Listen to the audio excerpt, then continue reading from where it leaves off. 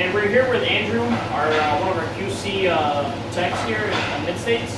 How long have you been working for Mid-States? It'll be 2 years in August, so. 2 years? Yeah, around now 2 years. Been quality for about a year. Saw the sign-up sheet, they gave me a shot, so been here ever since.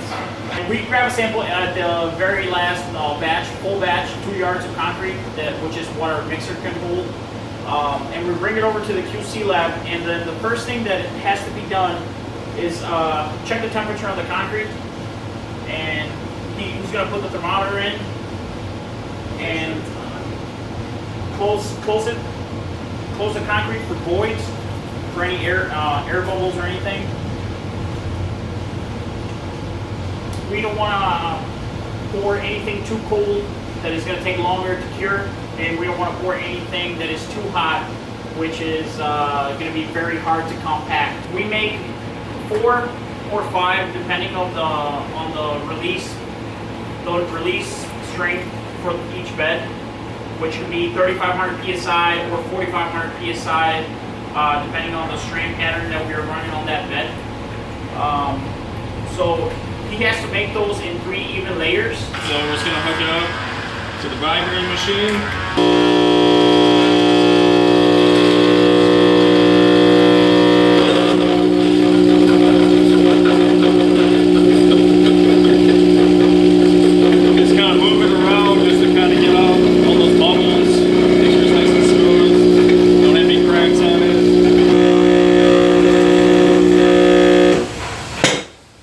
So get 3 layers, get a nice smooth top on it. Wipe off the edges so it doesn't harden.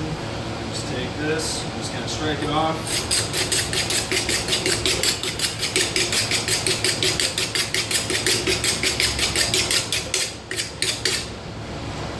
Give it a nice smooth finish. It's a finished product. You're watching Andrew make the cylinder for compression testing. So next step up is Luis and Andrew are going to show us what they do to test the cylinder to see what kind of compressive strength we do get in the finished product. Before the beds are detention, we have to break a cylinder to meet the required release strength, which is, like I mentioned earlier, it was 3,500 or 4,500 psi. And after that, we have to take the cylinders out of the molds, label them, and put them in our cylinder tanks. We have to have 3 28-day cylinders to be broken after the bed got poured. It helps in the curing process. Yeah, because if they sat out and they weren't in water, they would dry and get really brittle. Yes. And that would in turn affect negatively the compressive strength. So this way, they continue to cure during their period of time. So they're in there for what, 28 days? 28 days. They go into the compression machine. This one is done.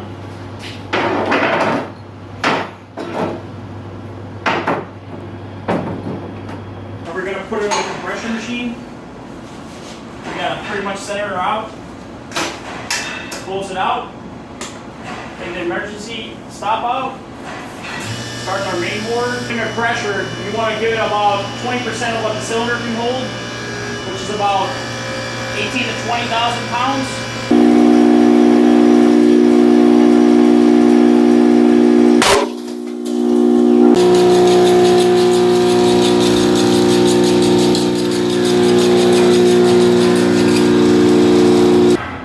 So we just saw Luis break one of these cylinders. Luis, what was the final compressive strength for this cylinder? It was 11,000 psi. 11,000 psi. So typically, the stronger the concrete, the better, which is great. This is a dry slump product that we were testing, is that right? So that's used in our hollow core casting. And we're going to take a look at that hollow core casting process in our next video, in our next chart talk.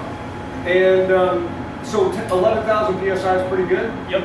It beats our standard? Yep, it usually should break at 9,000, but they always tend to break at 11,000. So design strength is 9, and that's our goal, is to get 9,000, but we're getting 11. Yep. So that's good. You don't always break it like we saw previously, but sometimes you just pull it out once you hit the 9,000 mark.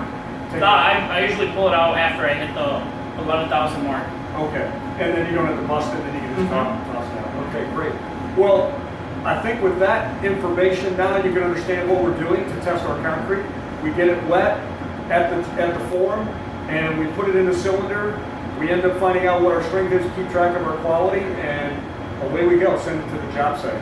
So, Luis, thanks again for all your time. No problem. Thank you. All right, we'll see you all next time when we take a look out in the Elomatic plant and how we're casting our hollow core product.